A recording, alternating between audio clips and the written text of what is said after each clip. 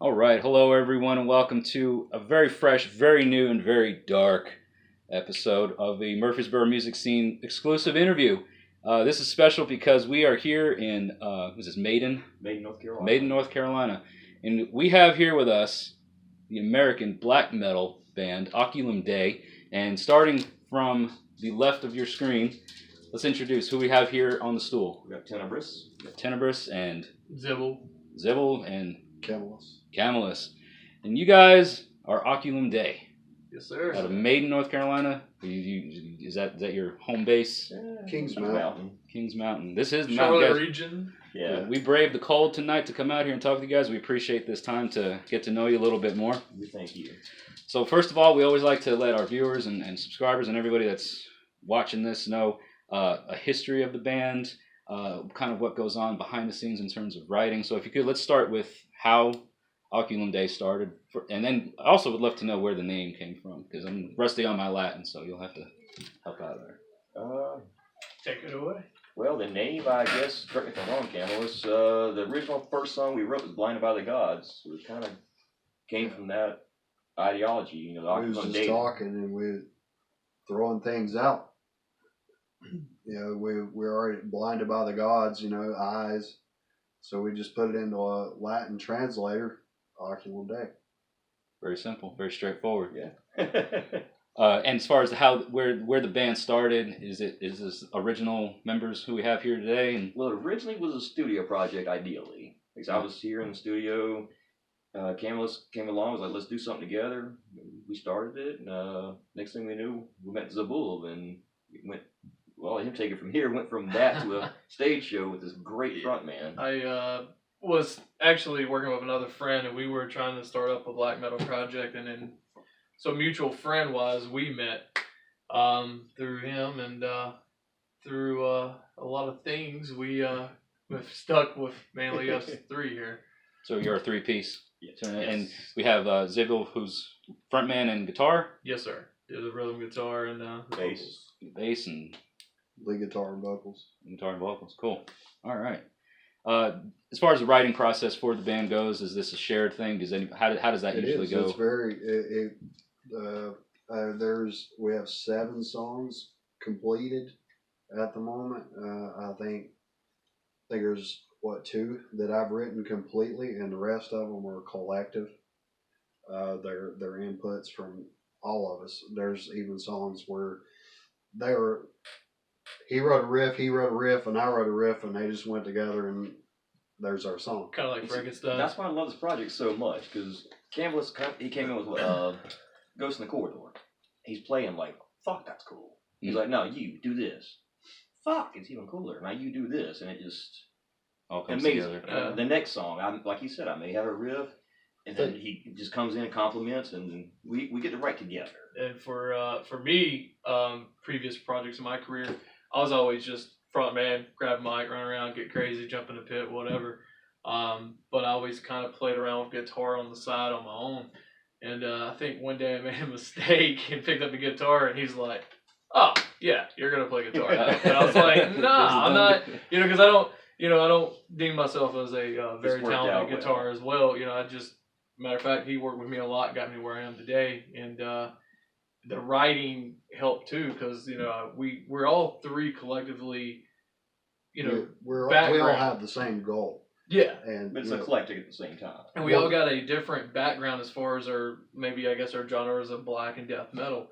So writing, it's just crazy, like how someone starts with a riff and then someone else is like, "Oh man," and he hears something else, and it's Kind of work off each other. yeah. I mean, out of all my career, in previous bands, like I said, even just being a vocalist, sitting back watching the guitar, I was always there for the process, listening and would hear ideas, but never really said anything.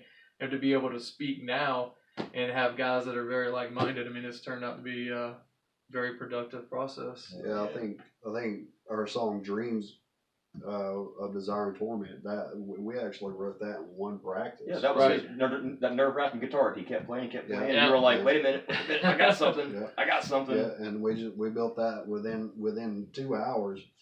As far as for me, it's first band that I've not done essentially all the writing and choreographing of the music and everything, and when you're a musician, you after a while everything sounds repetitive to you, and maybe Right. not to everybody else, and this has helped definitely pulled away from that. I get other rhythms and things to play off of now.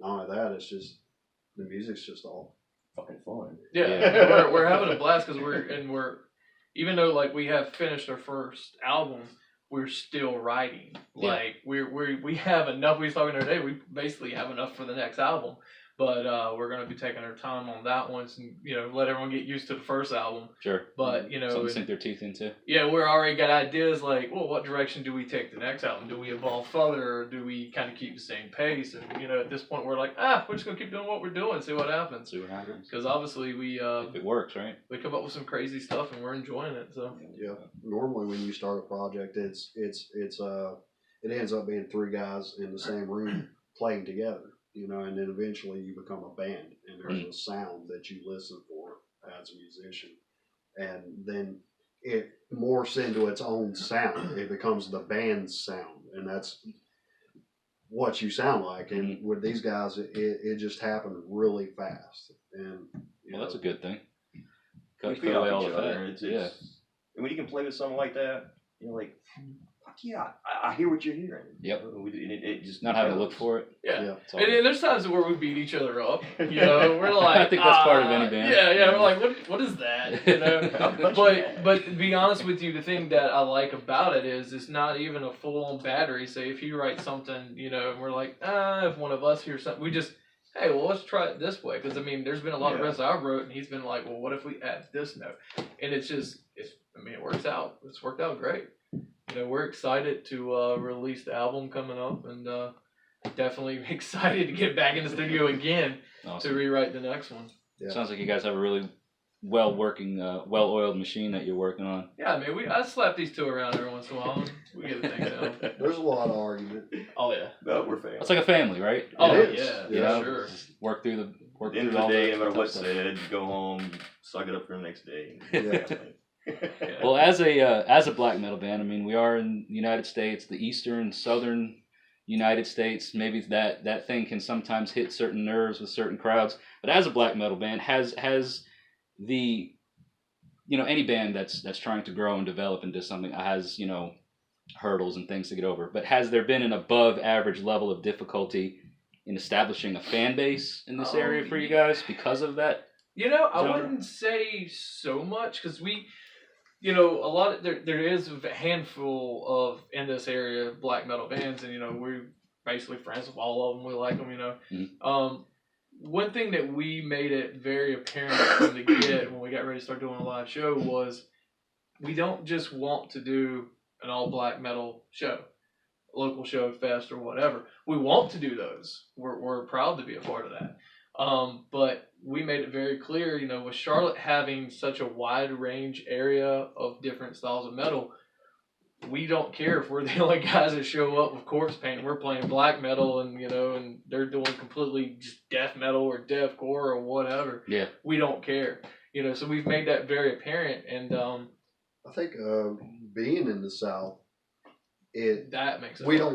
don't have an abundance of fans, but the fans that we do have are extremely loyal. Yeah. Yes. Well, think about this too. With only 3 tracks out there, we did have over 2,000 people following us Right. on social media just because of that. So. Right, and I mean, we've just from the last few shows that we've had people that never heard of us or not even particularly like black metal, and were just astounded. And they're like, "Hey, who are you?" And next thing you know, we're selling merch and we're talking to them, taking pictures with them. Awesome. So I think it'll grow on them more we go, and the more bands that show pop up, we're on this style. I think it'll get bigger. But yeah, being in the Bible Belt, it is a little bit. Yeah. It's a little bit harder. Extreme music in general, I think, has a some of the I think clubs it's you hit. for I'm not sure about Zed, but I know for Timberless and I, that's what's pushed us into this music. Really? Sort of a taboo, I guess, for the area. Well, having overbearing religious parents. Yes. Sure. Yeah. Yeah, I can see that. And for me, I was at a young age exposed to black metal, So, and I actually, my very first bands when I was a teenager was black metal, but it never went anywhere. It's just like playing in the garage, annoying the parents. But I had always really wanted to get in a black metal project, but I always found myself doing thrash metal or death metal and stuff. And it's finding people to do it in this area, I guess, is probably the hardest part. So that's why me and him never looked at first. It's just finding people willing to do that, willing to put on corpse paint, yeah, say those words. And that was the funniest thing when these two met me. I remember him, just going, "Hey, are you gonna wear corpse paint?" And I'm like, dude, I have no fucking problem with that. Like the fact that you're asking me makes me excited because I'm like, yeah, dude, like I, grow back from the tradition of it. I'm like, I mean, a lot of bands today, and I'm not knocking them, they don't really wear it, and it's cool. That's what they like to do. But we wanted to kind of pay tribute to where it came from, and we may not have the traditional style of black metal, but we at least gonna have the look, and that was the goal that we set. That was my next question too, because obviously with a lot of the traditional Norwegian black metal bands, that the corpse paint is part of it, Right. The whole imagery of things. So for you guys, I was curious, how important is it as a band for you to be a visually stimulating act? Oh, yes. That is probably our number one goal. The way we think is we practice 2 to 3 times a week with each other, and then obviously during the week alone. But when we're together, we dedicate one of those practice days is the music, and one of those practice days is we still run through our music, but we're concentrating on the stage show, what they are going to see when they come to see us. And all of us have been or have agreed on this, that when you go to see a show of a band that you don't know, it's 90% show. Sure. And 10% music. You don't know the music to chant along with it, or sing along with it, or bang your head. You don't know the change ups that are coming. But if we can leave that one person with that lasting impression of what we did on stage, the visual impression of it, they'll find out about the music. I think getting called. Technical difficulties. You want it? Sorry about that. And the last show that we did, I had a lady come up to me after we got done, and she was like, this is not my style of music. She goes, but you terrified the hell out of me. And I grinned, and she's like, that made your day, did? I'm like, yeah, because that's the point here. I want to look scary. We want to have that image. And for us to be, I love Halloween, so it's kind of like a Halloween thing, 24/7. So it's kind of cool to be able to put on that.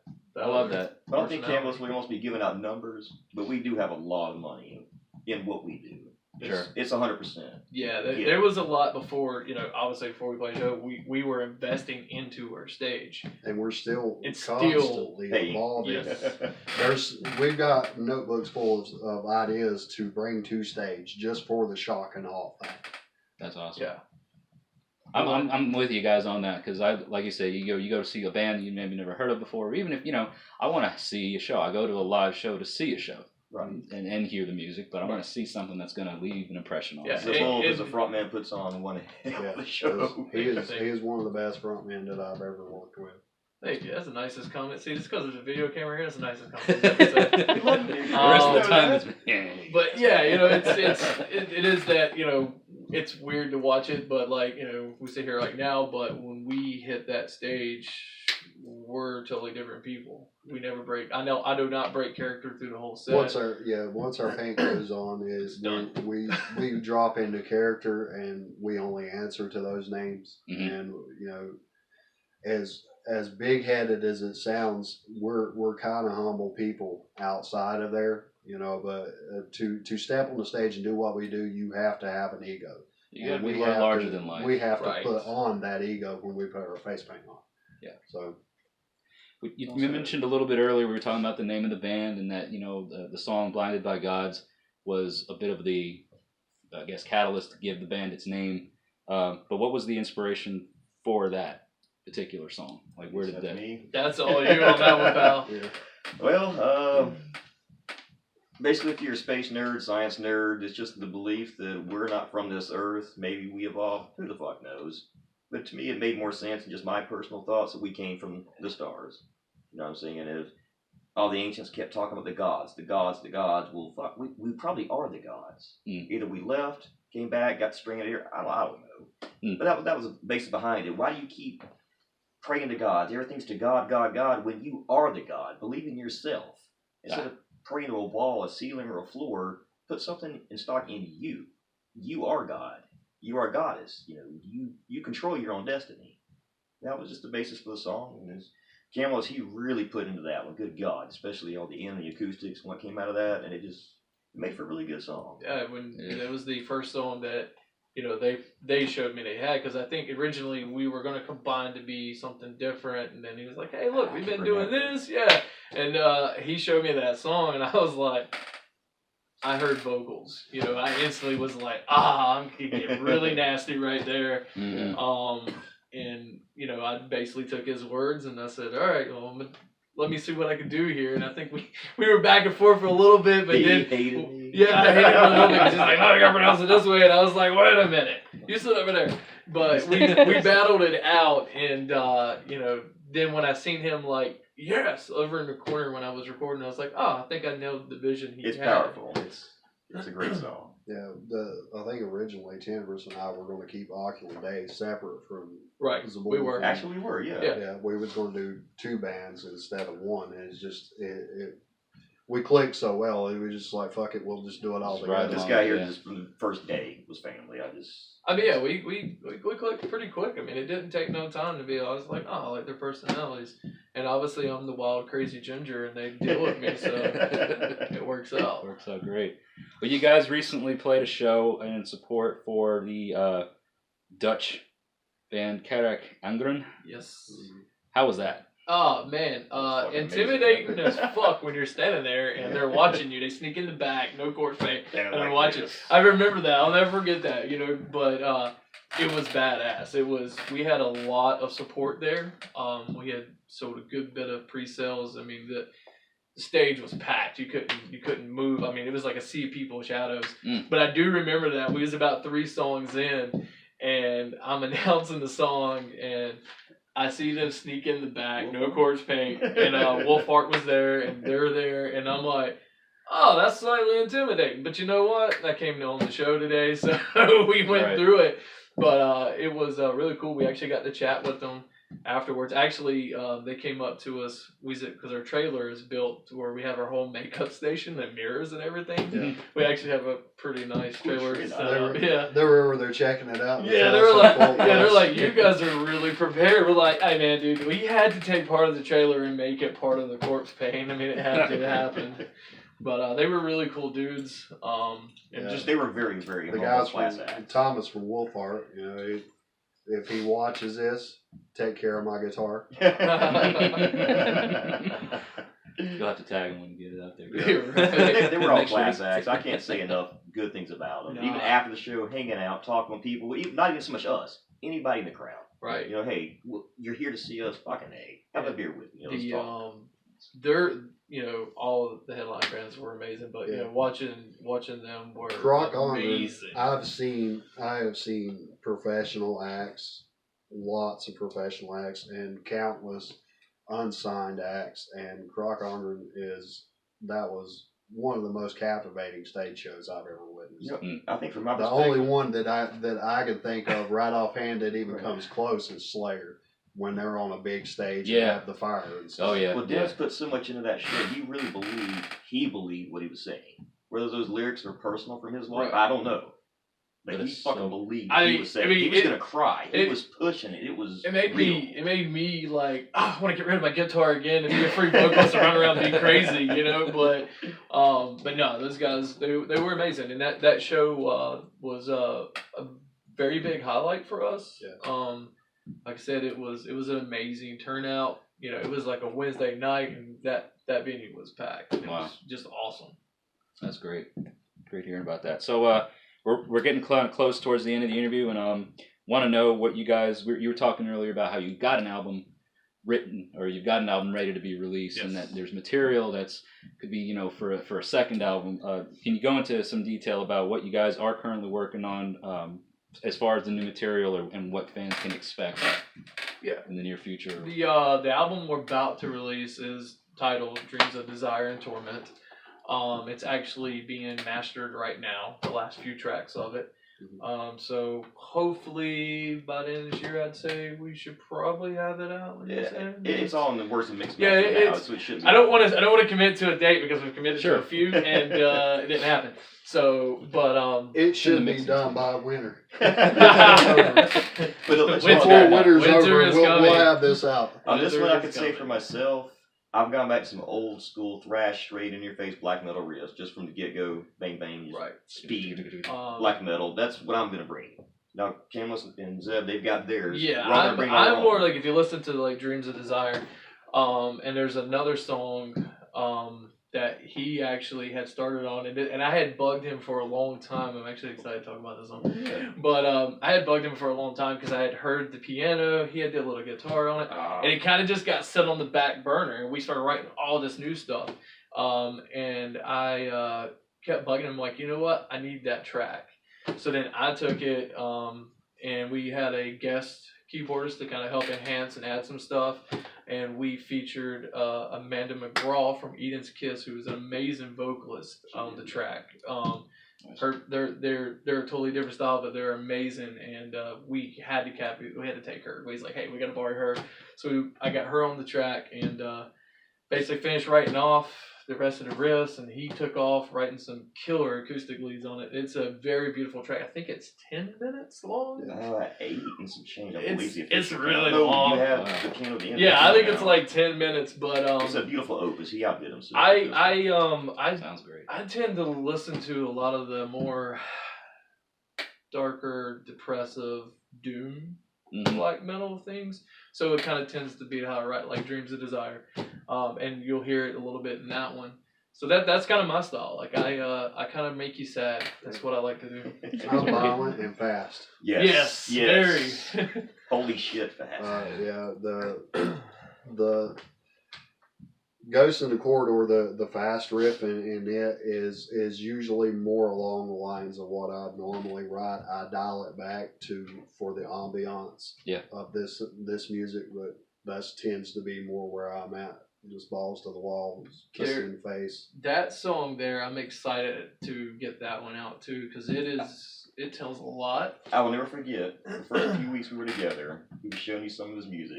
And he said, you got to think a little faster. And all of a sudden, you broke out that Oh my riff. God. And I remember your reaction. That song that song will come at you. You know, the vision that I wrote lyric-wise is we're essentially just all ghosts here. Where everyone's invisible to somebody that they want to be, basically. Is the idea of the song. And so he starts writing it, because this is some lyrics that I had been trying to want to get out, and when he started playing these like slower riffs in the beginning, it kicked off. I was like, that's the song for it. And he did do that. Like, I was like, yeah, we need a little bit more faster stuff. And there's this riff in it, and like, I'm going to tell you right now, as the rhythm guitarist, I don't do shit. Because I let him have that spotlight, because this dude, he can't keep up with his fingers, man. It's nasty, it's heavy. The drums are just blasting away, dude. It's really nasty. Like it, and we've had really good responses at the show. Like you see the people, like they're all into it, because when it hits, and people are just like, oh shit, like they're going nuts. Yeah. So we got some speed, some ferocity, some doom, a little elements, a little bit of everything. And, you know, Yeah, we're really eclectic as far as sound goes. Yeah, Nothing I like it. sounds alike, and that's always been one of my pet peeves, is to listen to a band and 3 songs in, you can't tell where one song stops and one begins. That's always been one of my pet peeves. And, right. You know, with the 3 of us have all agreed on that, and everything we do, you can tell each song from it's got its own life, and we probably won't. I don't know if we'll ever do a album where it's all about one subject because of that. Like I mean, concept. lyrically wise, I could try it, but man, we're so It's boring. Yeah, we're so crazy with how we write, but because we even have Cold Winter's Plight, which is actually us being part of the heathen world. We kind of dedicate it to that, and it comes off. It's in your It's very face. Monomorph. It's like take the Monomorph and make them black metal, and that's what we kind of did with that. And Very it's cool. We're just punching that low A and dunk. It's in your face, hitting you. Yeah, there's some crazy guitar work in that too. He actually made me quit being lame and made me actually work. So I don't get actually to get off too easy playing guitar in that song. Well, one final question that I have before I kind of open the floor to you guys, just to talk about all your where people can find you. It's just kind of a fun question since you are black metal and it's satanic themes and all kinds of fun stuff. If I was to summon each of you, I'm going to give you 3 items that I would need from each one of you. What 3 items would I need to summon Tenebris? That's a good question. And we'll go on down the line after you answer Lots and lots of jizz. Actually, he needs a lot of Red Bull. Red Bull might be one. I don't know, maybe cats? What? I love my cats. I don't know. Yeah, okay. So Cats are metal. I mean, obviously you would say family, right? But if you want to leave family out of it being summoned by the devil here, yeah, go with that, man. Figure that out, because So I got Red Bull, cats. I could say the G word, but you'd slap me, so I can't say that one. Jizz is spelled with a J. I say Gibson guitars, but they give me a lot of shit about that. Well, that's a good question. Probably Slayer playing in the background. Slayer Is that riffs, an cats. option? Slayer riffs, cats, Slayer on the and turntable, Red cats, Bull. Red Bull. All right. for me, I'm gonna go with music in a whole, because music makes up who I am completely. I listen to music 24/7, no matter what I'm doing.